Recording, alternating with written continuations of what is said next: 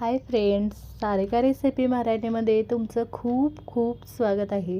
आज आपण मस्त चमचमीत झणझणीत साध्या सोप्या पद्धतीने इथे शिमला मिरचीची किंवा आपण ढोबळी मिरचीची सुकी भाजी कशी करायची ते पाहणार आहे। एकदम मस्त साध्या सोप्या पद्धतीने एकदम चविष्ट भाजी झालेली आहे। झटपट बनते, 10 मिनिटात छान झालेली आहे। नक्की एकदा करून बघा, तुम्हाला पण ही रेसिपी खूप आवडेल। तर चला वेळ न घालवता व्हिडिओला सुरुवात करूया। इथे बघा मी 250 ग्राम शिमला मिरची घेतलेले आहे, छोट्या छोट्या आहेत।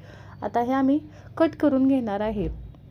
250 ग्राम आहेत बघा, एकदम छोट्या छोट्या। आता या वरून देठ काढायचं, मधून असं कट करून आपण देठ काढून घेणार आहे आणि बारीक मी ह्या कट करून घेणार आहे। ह्या शिमला मिरची मी स्वच्छ धुवून घेतलेले आहेत। नंतर आता आपण कट करून घ्यायचे आहेत। इथे बघू शकता त्याचं देठ काढून मी या पद्धतीने कट करून घेते। तुम्हाला हवे तर तुम्ही पीसमध्ये कट करून घेऊ शकता। या पद्धतीने सगळे मी मिरची कट करून घेतलेली आहे। इथे 5 ते 7 इथं लसणाच्या पाकळ्या पण कट करून घेतलेल्या आहेत। कोथिंबीर पण कट करून घेतलेली आहे। भाजी बनवणार आहे त्याआधी आता कढई गरम करायला ठेवलेली आहे। आता त्यामध्ये बिना तेल घालता आपण 2-3 मिनिटं ही मिरची भाजून घ्यायची, म्हणजे छान अशी भाजली जाते। थोडीशी 2-3 मिनिटं भाजली की त्यामध्ये 1 ते 2 चमचे तेल घालायचं आणि चांगली डाग पडेपर्यंत मस्त खमंग खरपूस भाजून घ्यायची। इथे बघू शकताय इथे तेल घातलेलं आहे आणि ही मी छान असं डाग पडेपर्यंत भाजून घेते। मीडियम फ्लेमवर छान अशी भाजली की भाजीला एकदम चव मस्त लागते। इथे बघू शकता हलकेसे डाग पडायला लागलेले आहे, छान भाजलेले आहे। मी ही काढून घेते आणि त्याच आपण कढईमध्ये भाजी बनवणार आहे। इथे प्लेटमध्ये ही मिरची मी काढून घेतलेली आहे। इथे बघू शकताय आता त्याच कढईमध्ये आपण भाजी बनवणार आहे। त्यामध्ये थोडंसं मी तेल घालून घेते, एकदम थोडंसंच तेल घातलेलं आहे, पण छान चविष्ट भाजी बनते। या पद्धतीने बघा तेल गरम झाल्यानंतर थोडीशी मोहरी घातलेली आहे। मोहरी छान तडतडली की यामध्ये जिरे घातलेले आहेत। जिरे मोहरी छान फुललेले आहेत, त्यामध्ये मी कढीपत्ता घातलेला आहे, 7 ते 8 कढीपत्त्याची पानं। कढीपत्ता चांगला परतला की त्यामध्ये कट करून घेतलेला लसूण घालायचा। लसूण आपल्याला चांगला परतून घ्यायचा।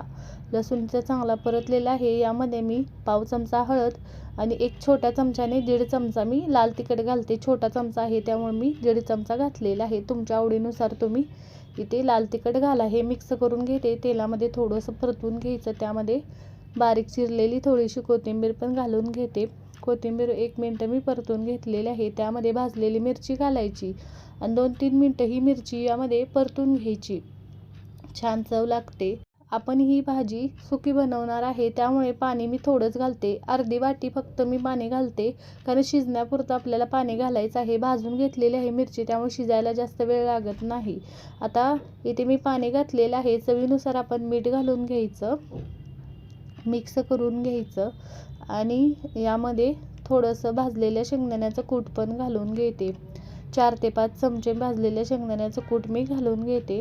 छान भाजी कमी साहित्यात एकदम चमचमीत छान तयार होते।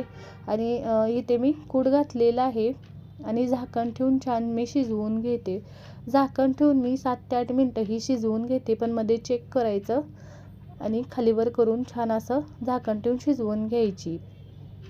5 ते 7 मिनिटानंतर इथे मी छान असं झाकण काढून बघा छान खालीवर केलं आणि नंतर झाकण ठेवून छान शिजवून घेतली। इथे छान अशी 7 ते 8 मिनिटानंतर आपली मिरची शिजलेली आहे आणि भाजी छान तयार झालेली आहे। बघू शकताय मस्त एकदम छान चमचमीत झणझणीत आणि तेवढीच चविष्ट भाजी तयार झालेली आहे। मी गॅस बंद करते। मस्त झणझणीत चमचमीत अशी भाजी आपली तयार झालेली आहे। बघा झटपट 10 मिनिटात तयार होते, एकदम झटपट चविष्ट छान होते। बघा तुम्ही ही चपाती बरोबर भाकरी बरोबर गरम गरम छान लागते बघा मस्त। नक्की करून बघा आणि कमेंटमध्ये जरूर सांगा तुम्हाला आजचा व्हिडिओ कसा वाटला। व्हिडिओ आवडला असेल तर व्हिडिओला लाईक करा, शेअर करा, चॅनलवर नवीन असाल तर चॅनलला सबस्क्राईब करा, बेल आयकॉनला क्लिक करा। व्हिडिओ पाहिल्याबद्दल धन्यवाद।